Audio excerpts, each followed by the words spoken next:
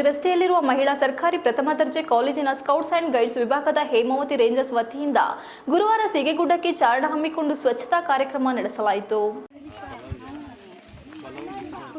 ಮುಂಜಾನೆ ಸುಮಾರು 9:30ಕ್ಕೆ ಸೀಗೆಗುಡ್ಡದಲ್ಲಿ ಚಾರಣವನ್ನು ಪ್ರಾರಂಭಿಸಿ ಅಲ್ಲಿನ ಪ್ರಕೃತಿಯ ಸೌಂದರ್ಯ ಸವಿದ ರೇಂಜರ್ಸ್ ವಿದ್ಯಾರ್ಥಿನಿಯರು ಉತ್ಸಾಹದಿಂದ ಪಾಲ್ಗೊಂಡರು. ಚಾರಣದ ಜೊತೆಗೆ ಅಲ್ಲಿದ್ದ ಪ್ಲಾಸ್ಟಿಕ್ ತ್ಯಾಜ್ಯಗಳನ್ನು ತೆಗೆದು ಸ್ವಚ್ಛಗೊಳಿಸುವುದರ ಮೂಲಕ ಪರಿಸರ ಸಂರಕ್ಷಣೆ ಅರಿವನ್ನು ವಿದ್ಯಾರ್ಥಿನಿಯರಲ್ಲಿ ಜಾಗೃತಿಗೊಳಿಸಲಾಯಿತು. ಈ ಸಂದರ್ಭದಲ್ಲಿ ಕಾಲೇಜಿನ ಕನ್ನಡ ಸಹಾಯಕ ಪ್ರಾಧ್ಯಾಪಕಿ ಆರ್ ಶಿಲ್ಪಶ್ರೀ, ವಾಣಿಜ್ಯಶಾಸ್ತ್ರ ವಿಭಾಗದ ಪ್ರಾಧ್ಯಾಪಕರಾದ ಶಂಕರ್ ರೆಡ್ಡಿ ಹಾಗೂ ಭಾಸ್ಕರ್, ಉಪನ್ಯಾಸಕಿ ಜಿಎಂ ಹೇಮಲತಾ ಹಾಗೂ ಸ್ಕೌಟ್ಸ್ ಅಂಡ್ ಗೈಡ್ಸ್ ವಿಭಾಗದ ವಿದ್ಯಾರ್ಥಿಗಳು ಪಾಲ್ಗೊಂಡು ಚಾರಣಯಾನವನ್ನು ಯಶಸ್ವಿಗೊಳಿಸಿದರು.